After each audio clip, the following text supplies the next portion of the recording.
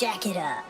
Hurts keeps, Hurts cuts, Hurts has the first down, and Jalen Hurts might have just put it away for the Eagles. Touchdown. Tyrese Maxey and the Sixers are going to win this game. Joel, tough turnaround in the lane. Another 30-10 performance for Joel Embiid. Hurts connects with Devontae Smith.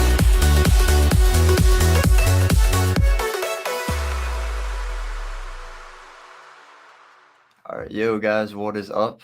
215 Scoop. I'm Asher Pileggi. This is James Gilardi. So today, this is our second episode getting back into the NBA since the Super Bowl is over. We talked a little Sixers last week, and now the NBA season's starting to come to a close. Sixers only have 17 games left, which is kind of weird to say because that's a full NFL season. But really, after the All-Star break, we have about 3/4 of the season done, about a quarter of the season left. So we're starting to really know which teams are contenders, which teams started off hot at the beginning of the season and have started to drop off, which teams are kind of getting hot at the right time. So we can really today we're going to do a little preview of the playoffs, talk about some of the possible award winners, which teams we expect to be big contenders in the playoffs this year. So we'll get right into it. James, how you feeling today? I'm doing all right. Started off a little shaky this morning, had stomach issues or whatever, but we're here now. Spring break here at Penn State. I'm sure it is. Is it spring break for you as well at Temple? It is, yeah. I'm home right now, actually. Yeah. I'm chilling in my apartment. I stayed here, having just working. That's all. But it's been a really chill week. That's really all. Work has been really slow, getting no orders because nobody's in town. So that's been nice. That is nice. But overall, doing well. Ready to talk some basketball and get into the possible playoff matches, and ranking these teams. Yeah, so first we're gonna pick our award winners, which these may change. I feel like if anything big happens towards the end of the season and we have to say we actually think this guy is gonna win this, we can append that. But right now, I feel like we have a pretty good idea of who's gonna win what. Yeah. Yep. So right now, we'll start with MVP. Start with the big one. I have Jokic winning his third. I think it's deserved. I think the only player, as much as I love Embiid, it's really hard to miss as many games as he has and win MVP. Not many players do it. The only guy that I really have in contention for that award is Giannis. Yeah, I'm right along the same lines as you. I love Embiid, and I would love for him to finally win his MVP. But again, it's the same story every year. He doesn't play enough games. I mean, he's just too big of a guy. He's too. Not saying he's injury prone, but he just misses too many games. Jokic. He's just, I have to pay my respects to him as much as I've hated on him and slandered him because he kept on stealing MVPs from Embiid.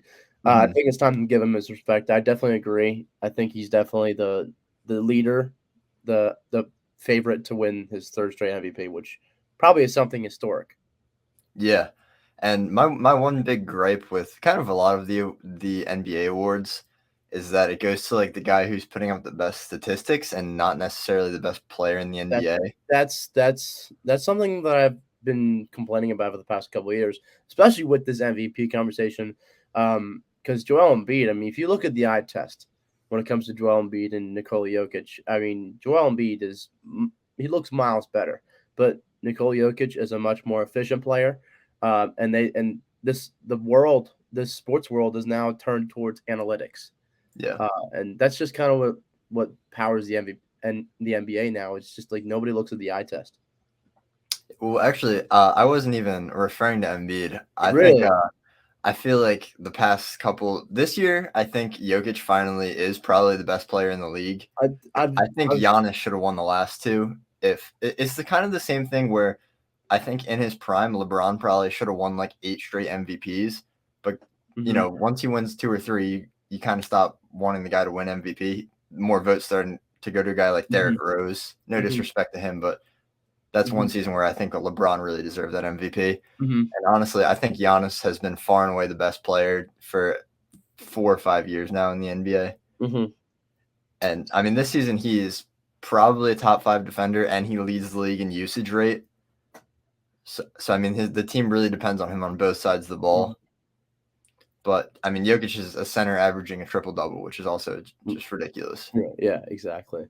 But definitely agree. I think Jokic wins his third straight, unfortunately. So. All right. Next, Wait, moving on. I'll add on to that. He Yeah. will win his third straight MVP, but get bounced in the first round again. Okay. All right. Well, we'll talk about team futures in We'll a couple see. minutes. Yeah. That's not exactly where I have the Nuggets going, but it's definitely possible. I feel like they're another team like the Sixers where they just kind of look really good in the regular season and disappoint once the playoffs come around.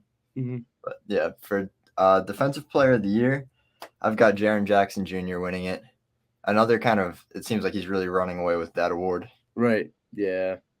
And I don't know if you saw there's like a kind of controversy where it looks like the Grizzlies stat keeper is kind of giving him undeserved blocks and steals. Yeah, I've been reading about that, and that's something I've never really seen before. I don't understand what the motive is behind that. Maybe it's just an award, and sure, maybe the guy gets some more money for it, but like, I don't know why the stats person is like trying to get involved with that. I don't really understand why he would want to do that. I don't get it. Yeah, I mean, I guess like you want to see like, especially for a smaller market team like Memphis, you want to see like one of your guys get like a lot of recognition for winning that award. But I mean, honestly, like I kind of understand like if I was a stat keeper for the Sixers and I could help Embiid's MVP case a little bit, I mean, I might throw him a couple points here and there. I mean, I would get it, but in this case, he's kind of running away with it. You Right. know, like, is there really a necessity for it?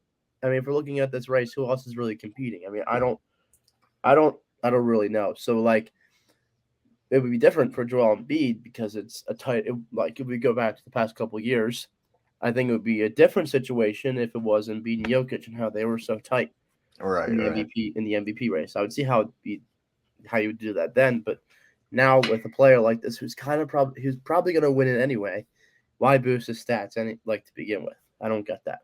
Yeah. I mean, the really only player who's in his stratosphere right now, in my opinion, is Brook Lopez. Oh, yeah. Yep. But I think Jackson is more of a versatile defender where he can kind of switch out to the perimeter, guard a faster, smaller guy there, and Brook Lopez kind of just stands in the paint and blocks shots. Yeah. But yeah, Jackson, the Grizzlies have the number one defense. He anchors that defense, which definitely that's a big case for MVP or defensive player of the year. He also leads the league in blocks. So, I mean, those two big ones, that's enough for me to say that he's defensive player of the year. Fair enough. Next up, we have what? I've got next on my list. I have the sixth man of the year. Sixth man of the year, very fair. Who do you got? Last as I checked, Russell Westbrook leads the odds for the current winner. I love Russell Westbrook. I've loved him since that MVP season where he averaged double. I mean, as a big stats guy, that season was just awesome to watch. Yeah, it was something else. Seriously, I feel like a guy who's that valuable coming off the bench or is supposed to be should not be traded. But like the Lakers were desperate to trade him. He got traded to the Jazz and then they released him. He kind of sat on in the free agency for a little bit.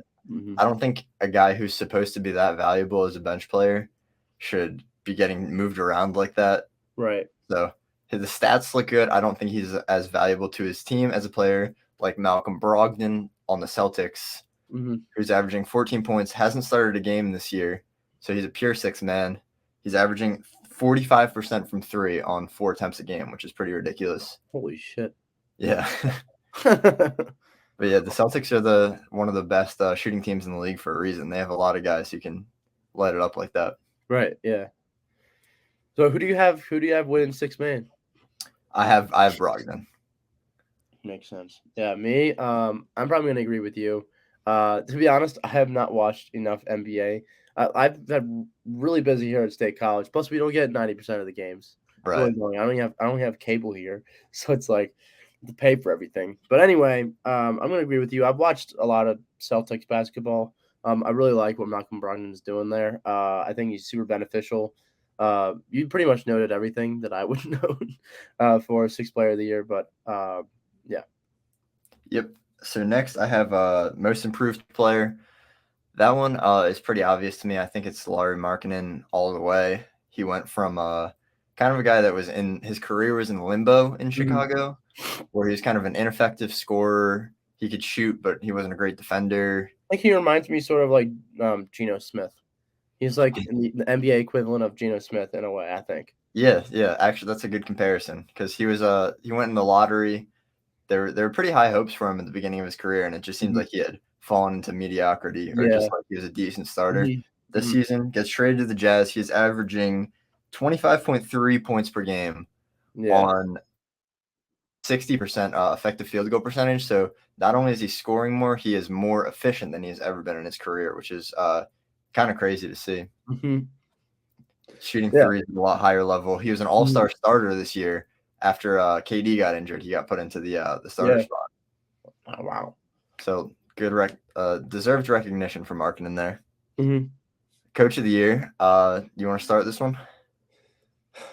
Coach of the year. You can go ahead. All right. I think the current favorite is Joe Mazzulla for the Celtics, which I think. I mean, yes, the situation is unique in that he kind of just got slotted into the head coach like a couple days before the season, and he kind of had to, put things together as the season was going on. And what he's done for the Celtics is definitely impressive. But this team just made the finals last year. I think the coach of the year should be Mike Brown. It's not like he's taking a team that like Brian DeBall. I'll use him as an example. Like he took a Giants team that was struggling, and I don't think he has the same kind of storyline. Because was he there in Boston last year? Was that right? He was there.